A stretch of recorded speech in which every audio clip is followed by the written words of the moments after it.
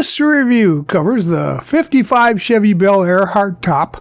It's AMT's kit number 1452, and it's a big 1/16 scale model rated as a skill level 4 for advanced builders. It's out of production, but it's still widely available at online sites and eBay listings.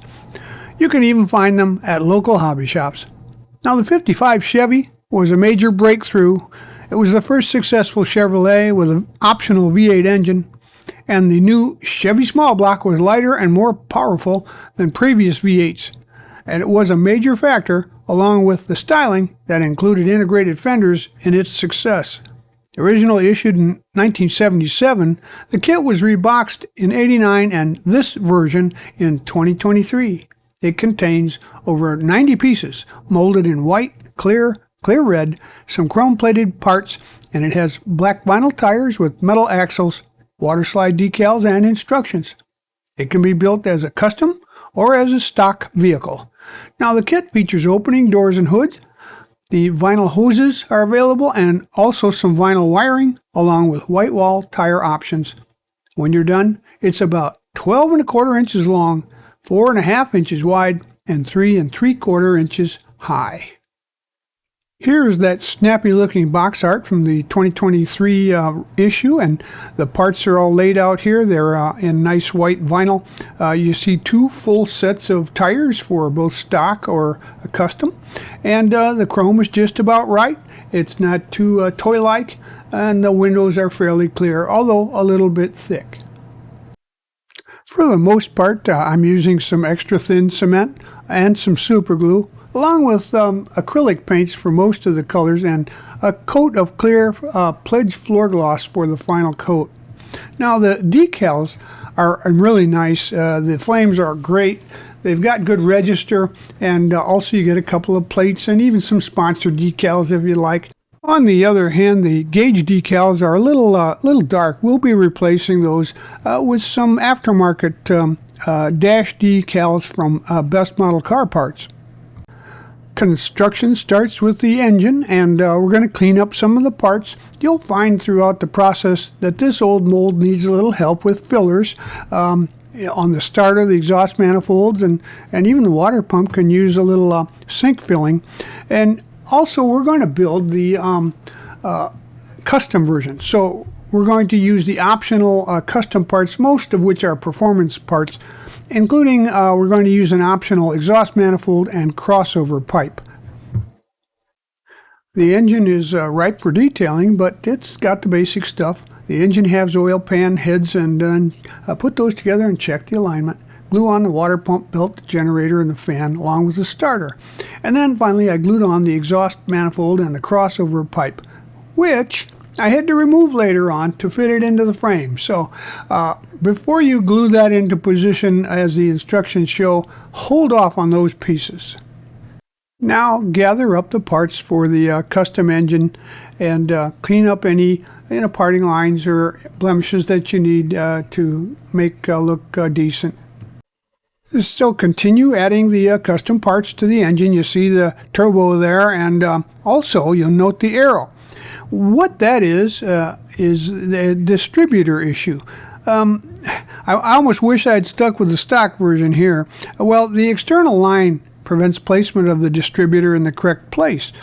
So the instructions put the distributor on the driver's side of the engine, and the coil placement hole wasn't drilled in the center of the rear of the engine. So I drilled the hole for the coil and placed it at a slight angle towards the rear to clear the external line. And now I'm going to paint the engine some orange, Chevy orange, and transmission is aluminum. The turbo and the carb parts are a titanium color. Then I painted the starter, coil, fan, generator, etc. with some flat black. By the way, if you need clarification for any of the parts, locations, or numberings, go to the back end of the review here. The instructions are fully displayed back there. But we're going to now go and clean up the chrome parts that will be added to the engine. You can see those parts arrayed here. Glue the breather to the front of the intake and the valve covers to the heads, and then the air cleaner to the carb. Now the exhaust will be glued to the lower pipes after the engine is placed into the frame. And now we can wire the engine, and as you see here, there's a couple of varieties. The red wire is craft wire from the hobby shop. You just need something there at about 20 gauge, and also the black vinyl tubing and tubing that they supply in the kit is what I used for the plug boots at both the distributor and at the plugs. Now, you can use it for everything, but you might want to take some thin wire, copper wire, and put it inside of the tubing so that it'll hold its shape when you put it onto the engine. With the engine finished, we're going to go ahead and start working on the interior. As you see, you can gather up the parts here. There's not a lot of pieces, so it still has potential for detailing. At the same time, I noticed the headliner had some what we call ejector pin marks, and those need to be filled in if you want a nice smooth top there. Glue the steering column to the dash and glue the side pieces panels to the edge of the interior tub. Make sure that they fit flush. Now give everything a coat of white primer, and after that dries, give the appropriate parts a coat of Gundam white is what I used for the two-tone interior. Next, I used some low-tech tape to tape off and mask the parts that I wanted to remain white. When all the white areas were masked, I went ahead and sprayed the interior parts with some dark blue paint. And after it's set, give everything a gloss of semi-gloss clear, and then let that dry, and then remove the masks. After the paint has dried on the dashboard, I'm going to apply the decals that I mentioned before. As you can see in a comparison here, they're a little more vivid and a little easier to see and read from inside those windows from the outside. We'll also be using some of the other decals for the interior from the kit's decals to enhance the entire build. You can pick the best of both worlds that way for a really nice look. And here you can see the great look that the combination of decals is making on the dash. I used some microset to place the decals and then some Salvaset to get them to form right to the edges and contours of the features of the dashboard. The combination really helped make the decals look real. Next, I used the chrome pen to detail the horn ring and this, parts on the steering wheel there, and we're going to glue that into place along with the dash and the front seat and the paint the handles and the knobs also with the chrome pen. Just use a light touch, and that will complete the interior for the most part. While the interior is drying, we'll gather the parts for the custom tires and wheels. Remove any blemishes and glue the halves of the rims, sandwiching the vinyl tire in between. After the glue had dried and the tires were set, I used some black Panaline accent on the rims just to give them some, to highlight those rims so that you can see them better. And then you can just wipe off any excess with a cotton swab and then set those aside to dry. We can begin to work on the chassis now, and once again, clean up any stubs or sprue marks or attachment points or sinks, and get those ready for assembly and paint. Next, install the rear axle and spring assemblies together, and then glue that to the frame, and glue the rear shocks to the frame and the axle. Now add the front springs and the kingpins between the frame and the front cross member. I primed the whole assembly then with some black primer, and the semi-flat color looked great for the underside of a vehicle.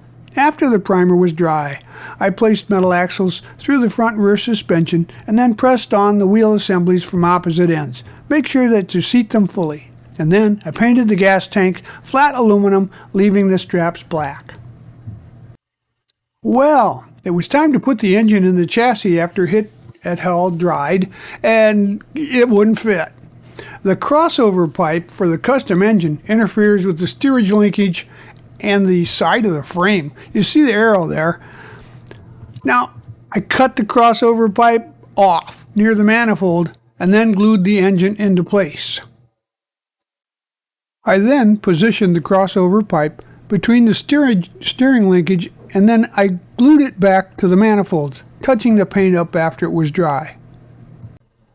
I wanted to check for hood and engine clearance, because sometimes that's an issue on car kits. So I test fit it, and then I found that the hood would fit on there without cutting a hole in it, even though that air cleaner was in place. And the passenger side inner fender would have to be cut at the marks shown.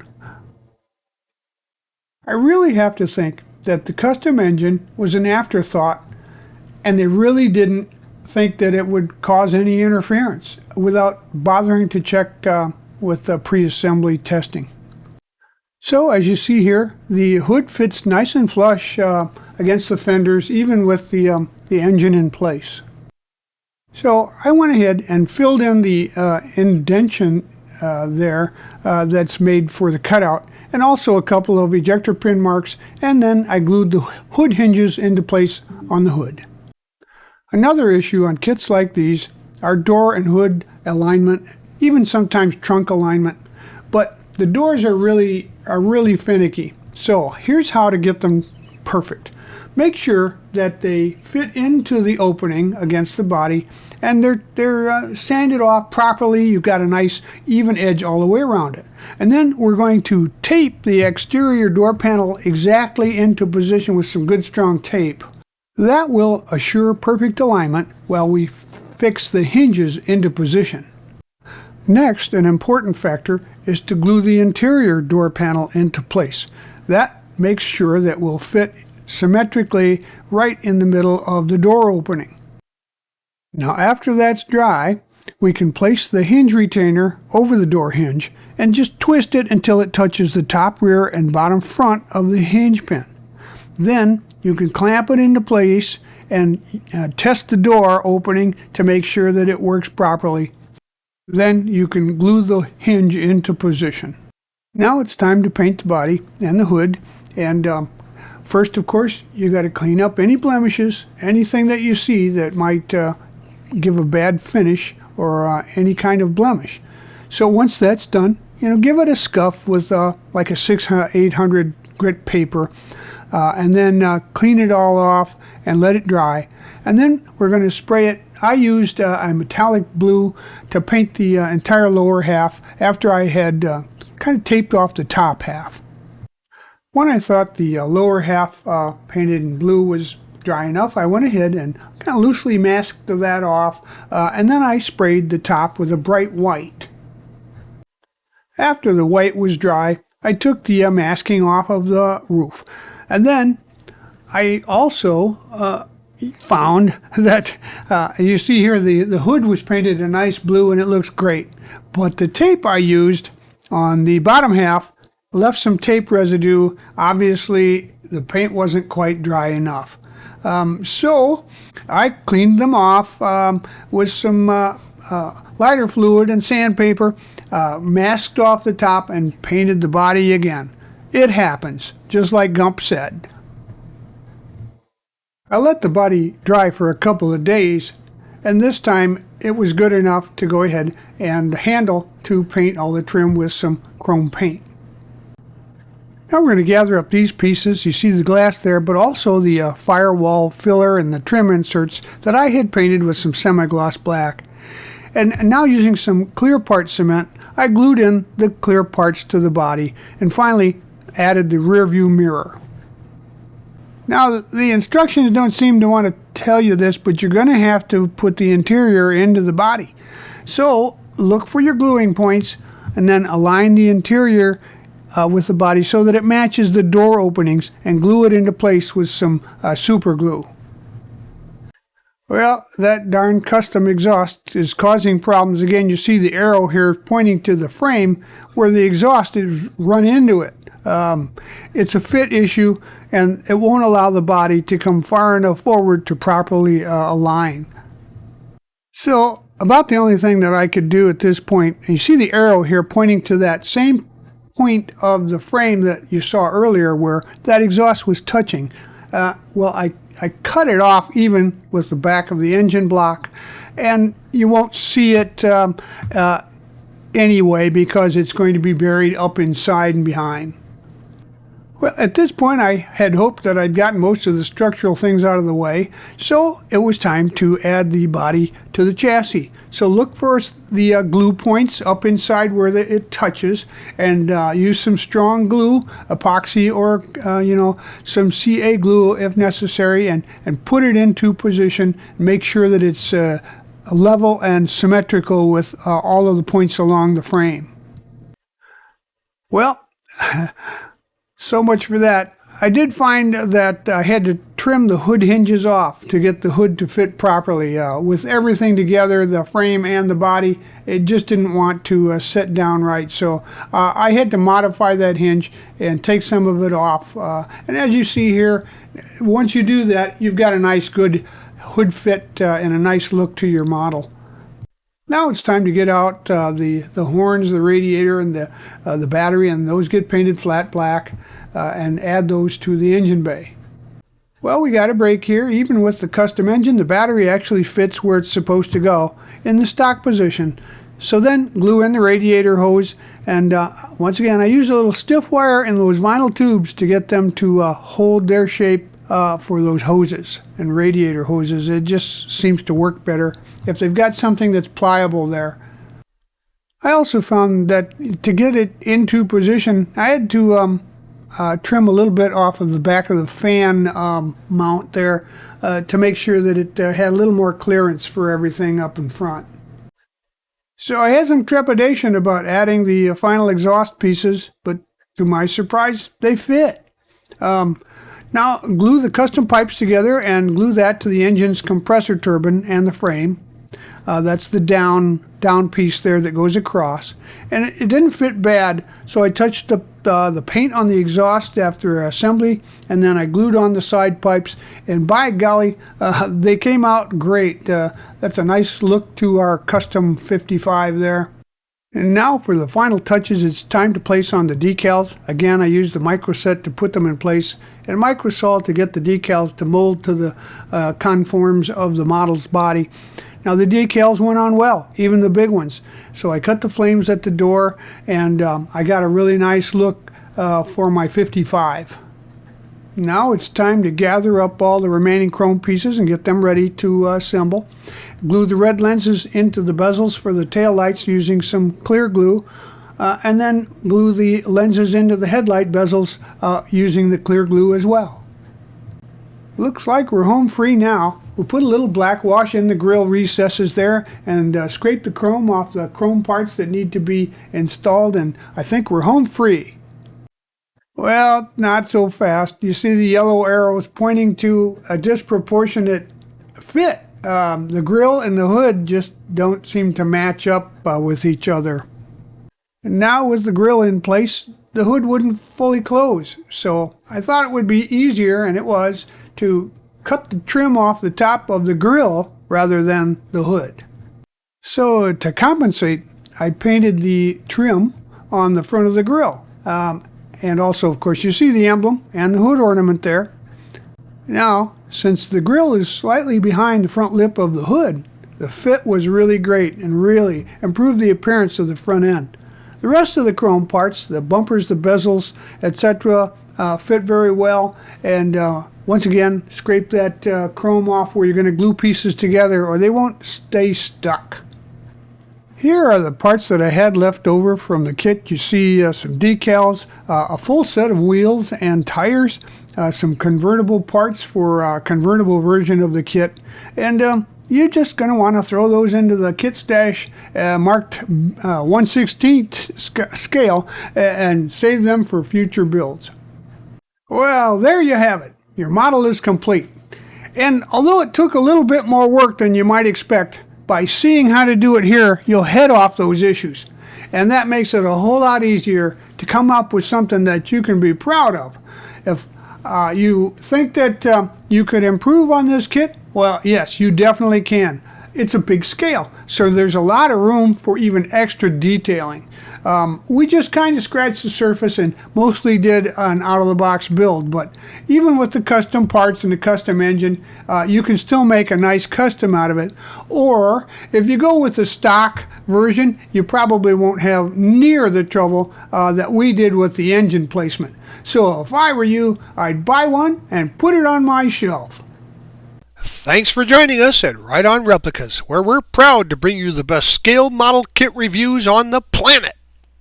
This review is brought to you in part by Ryder's Hobby Shops, where the fun begins. Stop in to one of Ryder's 2 convenient Michigan locations where you'll find a full range of the latest hobby products, supplies, parts, tools, and paint.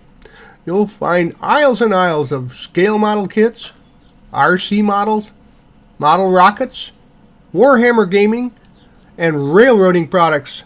Stop in at Ryder's today and tell them Doug sent you.